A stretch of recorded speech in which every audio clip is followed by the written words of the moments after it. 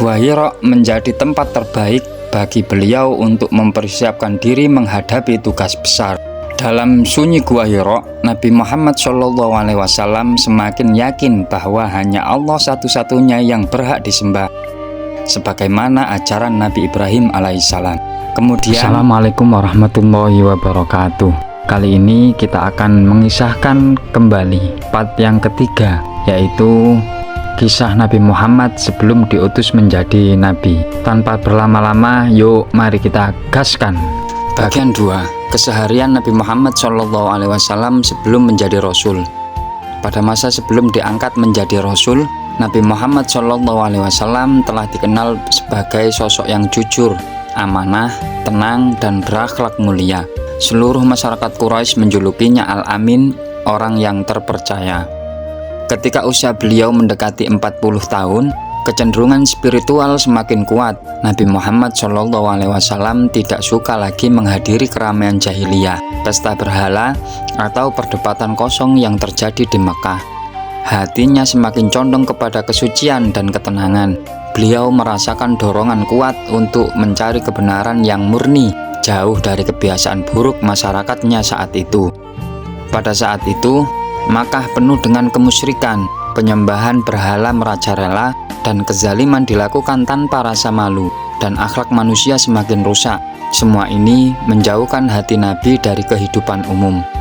Maka Nabi Muhammad SAW memilih untuk menyendiri dari hiruk-pikuk penduduk Makkah. Beliau mencari tempat tinggal yang sunyi, di mana jiwa dapat merenung dan mendekat kepada Allah Subhanahu wa Ta'ala.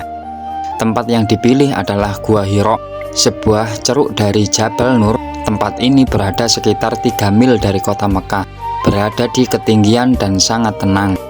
Di tempat itu Nabi Muhammad SAW merasakan ketenangan mendalam. Setiap detik digunakan untuk merenung ciptaan Allah, mengingatkan ajaran tauhid Nabi Ibrahim alaihissalam, dan membersihkan hati dari segala bentuk kesyirikan.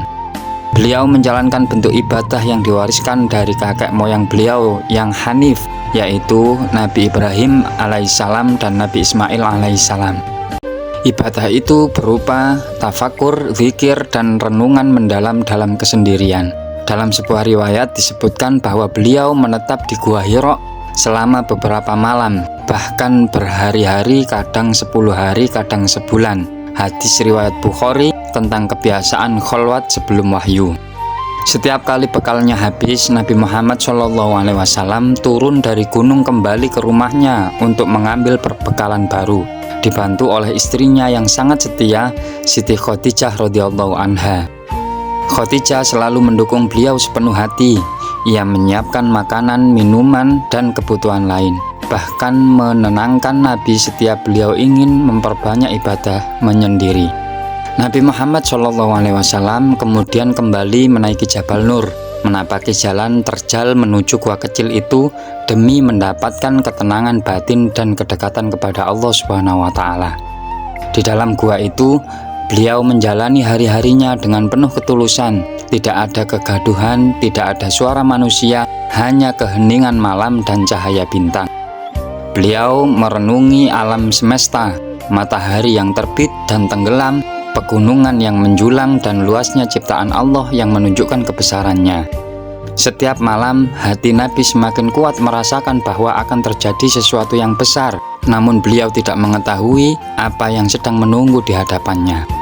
Riwayat menyebutkan bahwa sebelum wahyu turun, Nabi Muhammad SAW sering mengalami mimpi yang benar. Setiap mimpi datang seperti cahaya pagi, jelas dan nyata. Hadis riwayat Bukhari. Ini adalah tanda yang diberikan bahwa masa kenabian sudah dekat dan Allah sedang mempersiapkan hati Rasul terakhirnya. Nabi Muhammad SAW tidak pernah mendekati berhala, tidak pernah minum arak, dan tidak pernah terlibat tindakan jahiliyah. Allah menjaganya sejak kecil. Di Gua Hira, Nabi Muhammad SAW mengasingkan diri dari keburukan umatnya, mencari cahaya petunjuk dan mengenali Allah melalui fitrah dan tanda-tanda ciptaannya. Beliau berdiri, duduk, berzikir, dan berdoa kepada Allah Subhanahu wa Ta'ala. Ibadah itu bukan syariat tertentu, tetapi bentuk ketundukan hati seorang hamba yang hanif. Setiap kali memandang ke langit, Nabi Muhammad SAW merasakan ketenangan yang sulit digambarkan, seolah ada cahaya yang memanggilnya untuk mendekat kepada Rob semesta alam. Pada saat itulah seringkali hati beliau merasakan ketidaknyamanan terhadap kondisi manusia di sekelilingnya, kezaliman, perang suku, dan penyembahan berhala.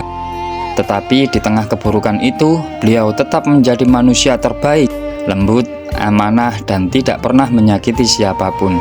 Semakin hari keinginan untuk menyepi semakin kuat. Gua Hira menjadi tempat terbaik bagi beliau untuk mempersiapkan diri menghadapi tugas besar. Dalam sunyi Gua Hira, Nabi Muhammad SAW semakin yakin bahwa hanya Allah satu-satunya yang berhak disembah, sebagaimana ajaran Nabi Ibrahim alaihissalam.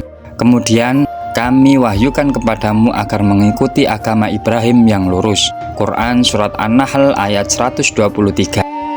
Beliau memperbanyak menyendiri, menjaga hati tetap bersih, dan menjauh dari segala bentuk penyimpangan masyarakat Quraisy. Terkadang Nabi Muhammad SAW hanya duduk diam memandangi kota Mekah dari puncak, merenungi keadaan umatnya dan kerusakan moral yang terjadi. Setelah beberapa hari, beliau turun untuk menemui Khadijah, lalu kembali ke Gua Hira. Ini berlangsung hingga menjadi kebiasaan tahunan beliau. Setiap perjalanan naik dan turun gunung penuh kesabaran serta tekad. Semua itu adalah bagian dari tarbiyah ilahiyah yang Allah berikan kepada calon Rasul terakhir. Tidak ada manusia yang mengetahui apa yang terjadi, tetapi Allah telah memilih Nabi Muhammad SAW sebagai penerima wahyu pertama. Selama menyepi inilah cahaya kenabian mulai mendekat. Jibril memimpin para malaikat sedang diperintah Allah untuk menyampaikan wahyu pertama. Tetapi sebelum itu Nabi Muhammad SAW menghabiskan harinya dengan ibadah, tafakur, dan kontemplasi mendalam dalam kesunyian. Hingga akhirnya seluruh renungan, pencarian, dan perenungan itu mengantarkan beliau kepada peristiwa besar yang akan mengubah seluruh sejarah manusia.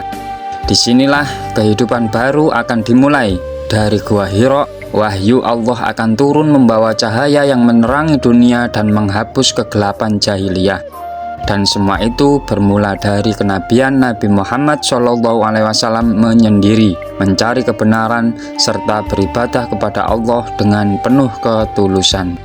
Inilah masa sebelum kenabian, masa penyucian hati, masa persiapan spiritual menuju turunnya wahyu pertama, Iqra. Kisah ini menjadi pintu awal risalah terbesar sepanjang sejarah manusia. Terima kasih sudah menonton. Jangan lupa like, share, komen, subscribe, dan nantikan video-video kami selanjutnya.